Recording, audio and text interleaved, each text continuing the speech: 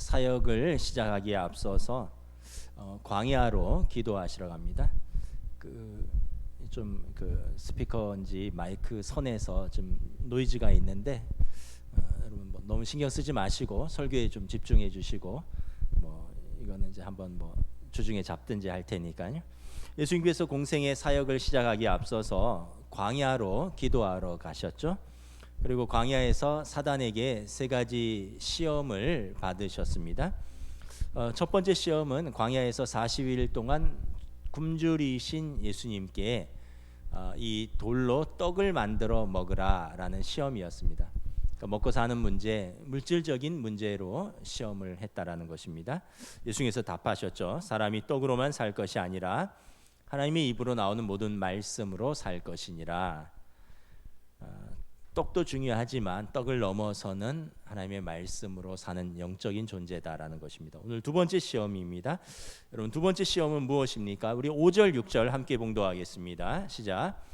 이에 마귀가 예수를 거룩한 성으로 데려다가 성전 꼭대기에 세우고 이르되 내가 만일 하나님의 아들이거든 뛰어내리라.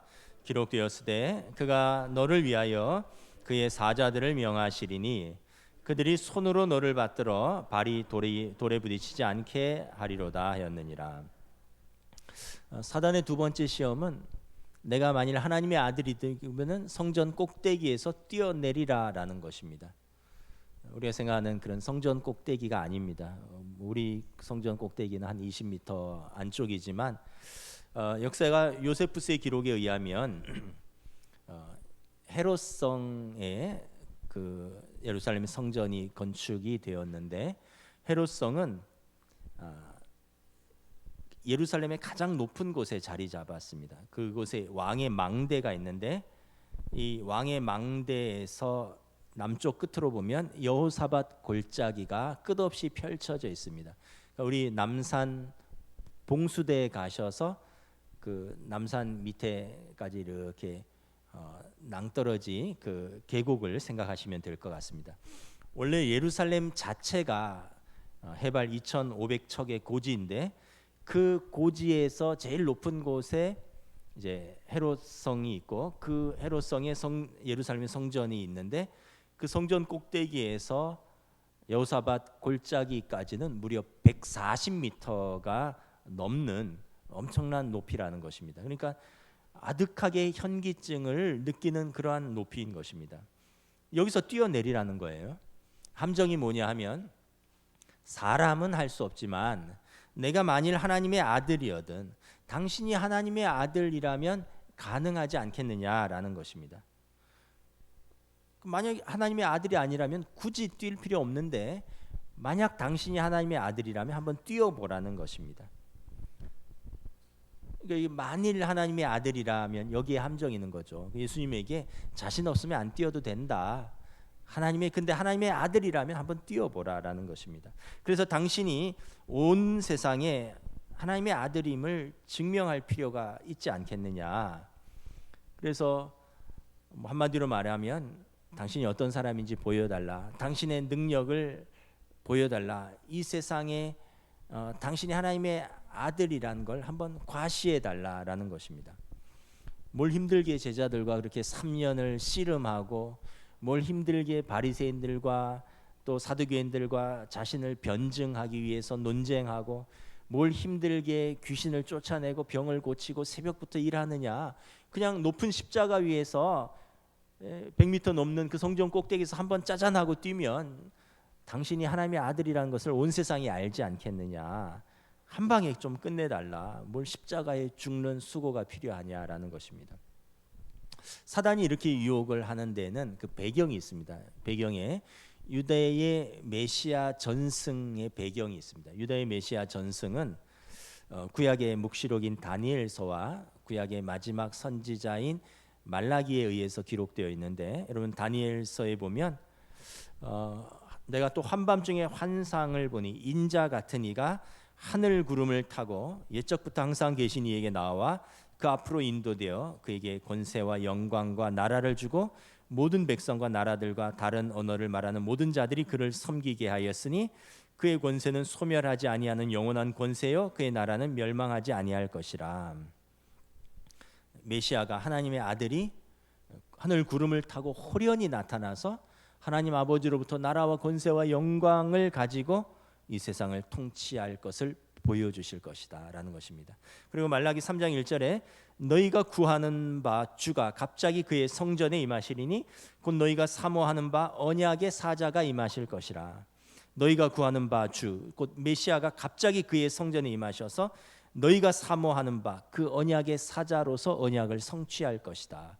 그러니까 예수님께서 성전 꼭대기에서 뛰어내리면 구약의 다니엘서에 그리고 말라기 선지자가 말한 그 언약의 성취자 메시아이심이 온 세상에 단번에 드러날 것이다. 그래서 사람들의 이 기대를 충족시켜서 당신이 하나님의 아들임을 입증하라는 것입니다. 사람들이 기대하는 이 놀라운 일을 한번 과시해 보지 않겠소? 어찌됐건 성경은 하나님의 사자들이 하나님의 아들을 보호한다고 말했으니 당신이 진짜 하나님의 아들이어든 뛰어내려도 발가락 하나 상하지 않을 것이요 라는 것입니다. 오늘도 사단은 우리를 유혹합니다. 사람들 앞에서 너희가 하나님의 자녀라는 것을 증명하라고 유혹을 합니다. 예배드리지 않느냐, 하나님의 자녀라며, 하나님이 복 주신다며, 하나님이 돌보신다며 한번 보여달라. 그래서 사단처럼 세상도 우리에게 예수 믿으면 세상 꼭대기에 서서 세상 꼭대기에서 당신의 능력을 보여주어야 할 수 있지 않느냐라고 유혹을 합니다. 세상 꼭대기는 뭡니까? 여러분, 이 세상의 자랑이죠. 자기 과시죠. 가장 높은 곳에 서서 그곳에서 당신을 우뚝 서서 드러내고 그리고 그곳에서 뛸 수 있는 그 능력을 당신에게도 보여달라라는 것입니다. 사단은 태초부터 우리를 이렇게 육신의 정욕, 안목의 정욕, 이생의 자랑으로 유혹했습니다. 창세기 3장에서 사단이 하와에게 선악과로 유혹할 때 이렇게 말합니다. 하나님이 저걸 먹지 말라고 했지, 먹으면 정령 죽는다고 했지, 근데 안 죽어. 저거 먹으면 하나님처럼 지혜로워져. 저거 먹으면 지혜를 가져서 선악간에 분별할 수 있는 지혜가 생겨. 그래서 너희가 하나님처럼 될 거야. 근데 하나님이 그게 싫어서 선악과를 먹지 못하게 한 거야. 한번 먹어봐. 하나님처럼 되고 싶지 않니? 이렇게 유혹을 하는 것입니다. 그래서 하와가 무너졌고, 그러나 그가 죄를 깨닫고는 수치스러워서 에덴에서 쫓겨나게 되는 것이죠. 사단은 우리로 하여금 끊임없이 우리가 어떤 사람인지 입증하고 우리의 능력을 보여달라고 요구하고, 그래서 때로는 우리의 한계를 넘어가도록 시험합니다. 가정과 교회와 일터에서 네가 누군지 증명해달라, 내가 어떤 사람인지 한번 보여줄까? 그러면서 때로는 월권하고 때로는 우리의 한계를 넘어갑니다. 여러분, 그런 경험들이 있으시죠? 부부싸움 할 때, 또는 뭐 아이들 혼낼 때, 또 아이들도 부모한테 막 대들 때, 이번 기회에 내가 어떤 사람인지 한번 보여줘야지, 내가 본때를 보여줘야지. 그러면서 한계를 넘어갑니다. 그러면서 실수하고 상처를 주고받습니다. 뭐 교회에서도 그렇고 일터에서도 그렇고 내가 어떤 사람인지를 과시해야지 하는 순간 우리는 한계를 넘어서게 되고 사단의 유혹에 넘어가는 것입니다. 국가도 마찬가지예요. 우리 사회가 여러분 어떤 사회입니까? 당신이 어떤 사람인지를 보여달라, 당신이 어떤 사람들을 입증하라, 이 시대이죠. 능력주의 사회라 그러죠. 여러분, 능력주의 사회가 나쁜 것은 아닙니다. 능력대로 성공하고 능력대로 보상받는 것이 능력주의 사회입니다. 여러분, 공부 열심히 한 사람이 흔히 소위 말하는 명문대 진학하는 거 당연한 것입니다. 회사에서 요구되는 역량을 갖춘 사람이 그 회사에 입사하는 거 당연한 것입니다. 능력 있는 사람이 더 많은 연봉을 받는 거 당연한 것입니다. 능력주의죠. 그런데 이제 문제는 뭐냐면 그러한 능력을 베풀 수 있는 기회가 모두에게 공평하게 주어져 있는가라는 것입니다. 누구는 태어나서 1루에서 출발하는데 누구는 태어나서 3루에서 출발하는데 이것이 공정한가라는 것입니다. 기울어진 운동장에서 경쟁하는데 공정한가 하는 것입니다. 그들만의 리그, 카르텔이 공고하게 존재하고 그 안에서 서로 밀어주고 끌어주는데 이것이 능력주의 안에서 공정한가라는 질문을 하는 것입니다. 세계적인 부패 문제 권위자인 미국의 마이클 존스턴 교수가 부패의 신드롬이란 책에서 국가별 부패 유형을 네 가지로 분류하고 이야기합니다. 첫째가 1단계가 독재형 부패입니다. 제일 수준 낮은 거죠. 독재하는 거죠. 중국, 인도네시아 등이 정치 후진국으로서 독재형 부패 국가라고 합니다. 2단계가 족벌형 부패입니다. 독재와 손잡은 이 족벌 체제가 있어서 그들이 부패하는 이런 나라가 러시아, 필리핀이 대표적인 족벌형 부패국이라고 합니다. 3단계가 우리나라 경우인데 마지막에 설명하고요. 4단계가 시장 로비형 부패인데 미국과 영국, 캐나다, 일본처럼 주로 시장 경제 선진국에서 나타나는 부패 유형이라고 합니다. 3단계가 우리나라 경우 같은데 엘리트 카르텔형 부패 국가라고 합니다. 소수의 엘리트들이 카르텔을 견고하게 구축하고 그 안에서 부패한다라는 것입니다.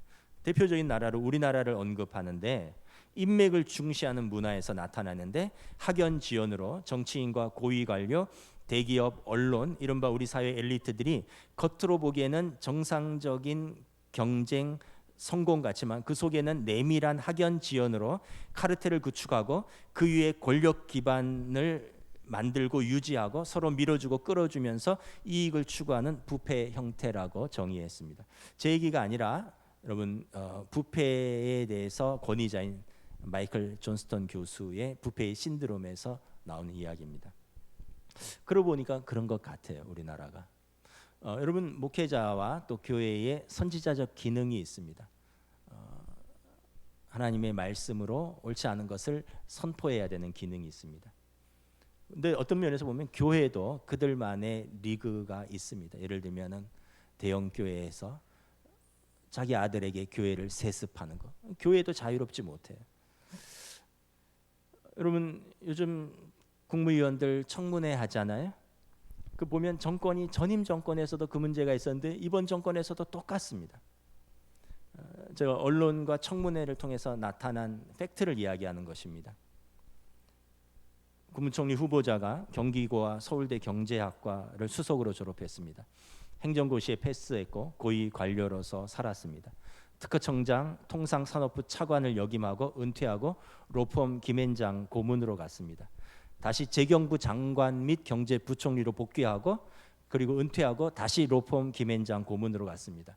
그리고 국무총리로 복귀하고 또 은퇴하고 다시 기업의 사회이사 및 로펌 김앤장 고문으로 갔습니다. 그리고 현 정부 국무총리 후보자로 다시 등판합니다. 이게 회전문이라 그러잖아요. 뭐 다른 장관 후보자들도 마찬가지고 지난 정권도 마찬가지입니다. 과연 그분들이 그 능력이 공정한 능력인가? 출발부터 누구는 삼루에서 출발하지 않았는가? 초등학교, 중학교, 고등학교를 연간 4천만 원, 5천만 원 다니는 그런 국제학교, 특별한 인턴, 아버지가 누구이냐에 따라서 아들도 그 직업, 그 딸도 그 직업, 온 가족이 같은 장학금, 온 가족이 같은 유학. 이걸 보면 우리나라가 마이클 존스턴 교수의 말처럼 부패 신드롬의 세 번째 유형이구나. 유별난 자식사랑. 그래서 이 시대의 진정한 공정과 상식, 공평과 공의를 고민해야 되는 것입니다. 그래서 이러한 엘리트 카르텔형 부패를 벗어나기 위해서 반칙과 편법이 제도적으로 불허되어야 되고 국민들의 여론이 불같이 일어나서 이것을 엄단해야 되는 여론이 있어야 됩니다. 이런 기준으로 자리를 잡는 것을 용납해서는 안 되고 동일한 기회, 동일한 저울추, 동일한 법 적용이 엄격하게 적용되어야 하는 것입니다. 우리나라가 한 단계 더 발전하기 위해서는 이러한 엘리트 카르텔형 부패를 벗어나야지 한 단계 더 성숙하고 발전하는 것이죠. 이러한 힘과 권력과 능력으로부터 거리가 먼 서민들은 그러지 못하니까 자신의 삶의 자리에서 사소한 것에서 자신이 어떤 사람인지 보여주려고 분노합니다. 마치 김수영 시인의 어느 날 고궁을 나오면서의 시 일부분처럼 왜 나는 조그만 일에만 분개하는가? 저 왕궁 대신에 왕궁의 음탕한 대신에 부패가 아니라 50원짜리 갈비가 기름 덩어리만 나왔다고 분개하고, 옹졸하게 분개하고, 설렁탕 집 돼지 같은 주인연에게 욕을 하고 옹졸하게 욕을 하고, 우습지 않느냐? 이론 때문에 한번 정정당당하게 붙잡혀간 소설가를 위해서 언론의 자유를 요구하고 그러한 자유를 이행하지 못하는, 그런 것에는 분노하지 못하고 20원 받으러 3번 4번 찾아오는 야경꾼들에만 증오하고 있지 않느냐? 우습지 않느냐? 그래서 오늘도 보면 여러분, 힘 있는 사람은 힘 있는 자리에서 자기의 능력을 보여주려고, 힘 없는 사람은 힘 없는 자리에서 분노하면서 자신이 어떤 사람을 보여주려고 합니다. 사단은 이것을 우리에 대한 공격이고 우리에 대한 유혹입니다. 세상 꼭대기에 우뚝 서서 네가 어떤 사람인지 너의 능력을 보여달라, 끊임없이 요구하는 것입니다. 예수님께서 어떻게 응답하십니까? 예수님께서 내가 만일 하나님의 아들이라면 성전 꼭대기에 서서 뛰어보라는 사단의 유혹에 예수님께서 이렇게 대답하십니다. 7절 함께 봉독하겠습니다. 시작. 예수께서 이르시되 또 기록되었으되 주 너의 하나님을 시험하지 말라 하였느니라 하시니, 사단의 유혹의 표적과 기적이 아니라 말씀으로 응답하십니다. 사단의 유혹의 표적과 기적으로 자신의 능력을 보여주는 대신에 하나님의 말씀으로 응전하십니다. 우린 예수님께서 하나님의 말씀으로 사단의 시험에 응전하는 것에 주목해야 됩니다. 왜냐하면 우리를 향한 사단의 시험에 우리도 내가 누구인지를 보여주고 과시하는 것으로 응전할 것이 아니라 하나님의 말씀으로 응전해야 되는 것이 합당한 믿음의 응전이기 때문에 그렇습니다. 사단도 예수님을 시험하면서 말씀을 가지고 예수님을 시험했습니다. 오늘 6절 중반에 보면 너가 성전 꼭대기에서 뛰어내리면 그가 너를 위하여 그의 사자들을 명하시리니 그들이 손으로 너를 받들어 발이 돌에 부딪히지 않게 하리로다 하였느니라. 이 말씀은 시편 91편 말씀을 인용한 것입니다. 시편 91편 11절 12절 말씀입니다. 기록되었으되 그가 너를 위하여 그의 사자들을 명하시리니 그들이 손으로 너를 받들어 발이 돌에 부딪히지 않게 하리라 하였느니라. 네, 여러분, 사단은 거짓의 아비입니다. 말씀을 고의적으로 왜곡하고 정확하게 인용하지 않습니다. 하와에게도 하나님께서 너가 선악과를 먹으면 반드시 죽으리라 하셨는데 죽을까 하노라 라고 살짝 비틉니다. 오늘 시편 말씀에서도 의도적으로 시편 91편의 11절에 내 모든 길에서를 뺐습니다. 그가 너를 위하여 그의 천사들을 명령하사 내 모든 길에서 너를 지키게 하심이라. 내 모든 길에서를 생략했다라는 것입니다. 이 말씀을 하는 시편 기자의 의도는 뭐냐 하면, 사람이 주의 뜻을 따를 때만이 그 모든 길에서 보호를 받는다는 것입니다. 그러니까 주의 뜻을 따르지 않고 수단과 방법을 가리지 않고 죄와 사단에게 타협하면서도 또는 모든 길에서 내 자신이 어떤 사람인가를 과시한다고 해서 하나님이 보호하시는 것은 아니라는 것입니다. 하나님은 주의 뜻을 따르는 내 모든 길에서 그를 지키시고 보호하신다라는 것입니다. 그래서 여러분, 성경을 제대로 읽어야 합니다. 하나님이 하나님의 자녀들을 복 주시고 지키신다고 하지 않았느냐?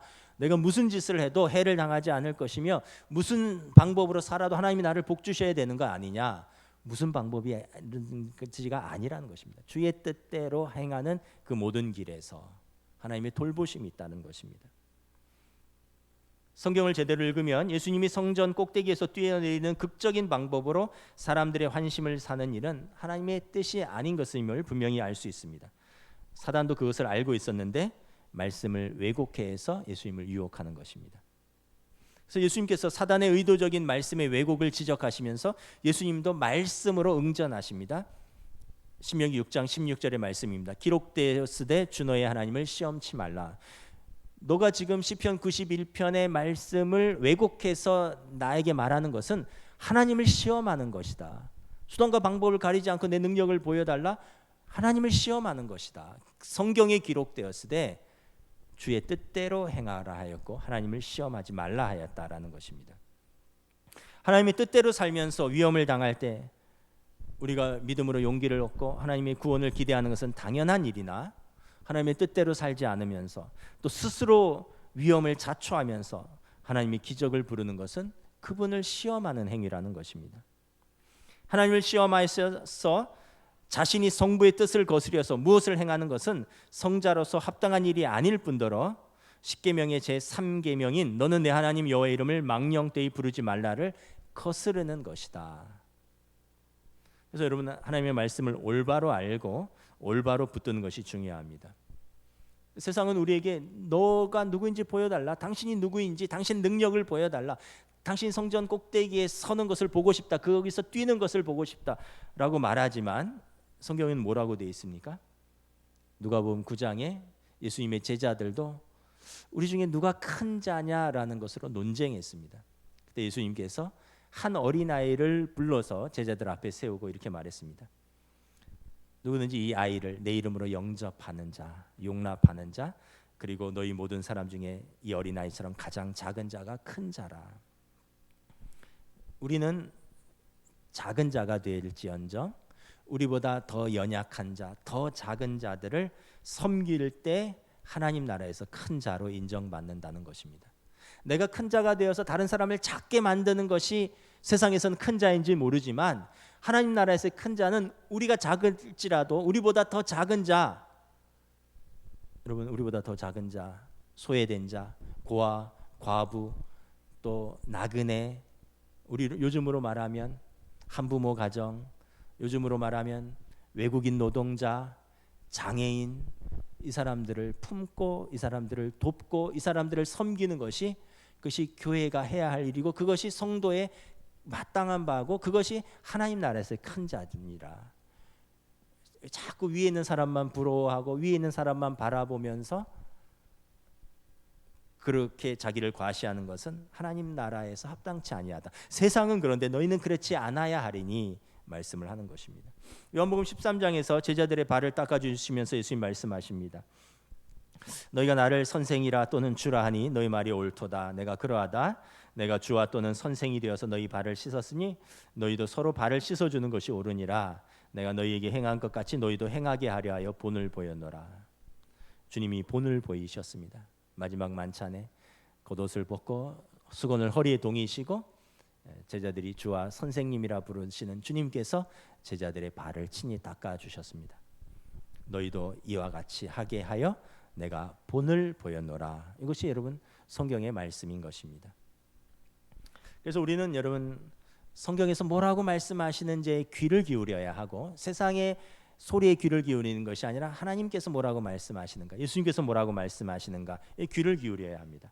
무엇보다 마지막에 7절에 주 너의 하나님을 시험하지 말라. 이것이 하나님께 영광을 돌리는 일인가 하나님을 시험하는 일인가를 항상 생각해 보아야 합니다. 성자께서 성전 꼭대기에서 뛰어내리는 극적인 방법으로 사람들의 인기를 끌고 환심을 사는 일은 성부의 뜻이 아니라 하나님을 시험하는 것입니다. 우리는 예수님의 이 말씀을 잘 붙들어야 합니다. 우리가 어떤 상황에서 무엇을 선택할 때 나를 드러내기 위한 선택인가 하나님의 영광을 드러내기 위한 선택인가, 이것이 나의 기쁨이 되는 선택인가 하나님의 기쁨이 되는 선택인가, 나의 기쁨이 된다고 할지라도 하나님께 근심이 되고 하나님의 걱정이 된다면 우리가 다른 선택을 해야 되죠.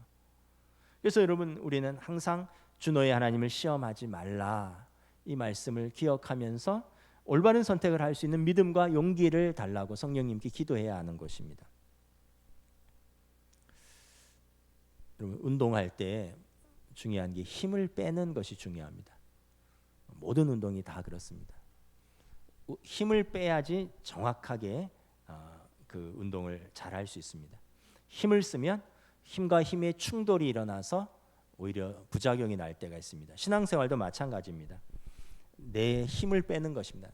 내가 어떤 사람인지를 보여줘야지 이걸 빼는 것입니다.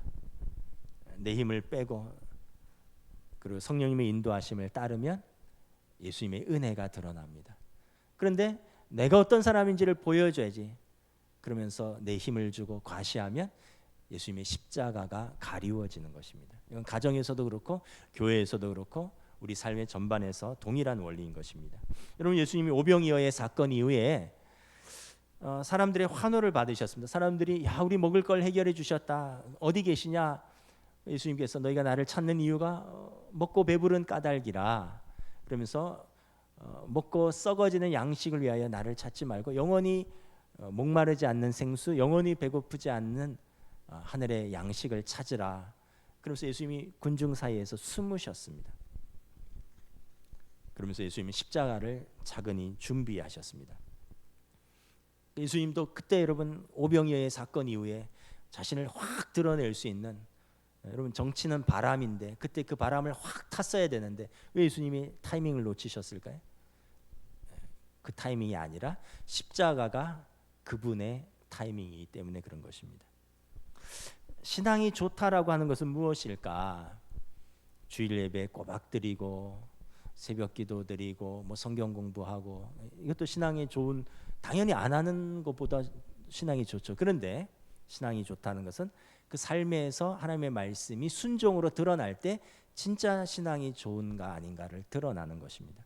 신앙이 좋다는 것은 하나님을 존중하는 것입니다. 하나님을 존중하는 것은 하나님의 말씀을 우리가 존중히 여기고 그분의 말씀에 무겁게 대하는 것입니다. 그분의 말씀에 순종하는 것입니다. 동시에 하나님을 존중한다는 것은 사람을 존중하는 것입니다. 하나님을 존중하면서 사람을 존중하지 않을 수 없습니다. 그래서 하나님을 존중하는 사람은 하나님의 말씀을 존중하지만 더불어서 내게 주신 사람들을 존중하는 사람인 것입니다. 그래서 여러분 교회 항전직들 또 특별히 선출된 일꾼들은 하나님을 존중하는 것은 내게 부여된 그 직분을 충성스럽게 감당하며 내게 맡겨진 사람들을 존중히 대하는 것이구나, 우리가 다시 한번 새겨야 하는 것입니다.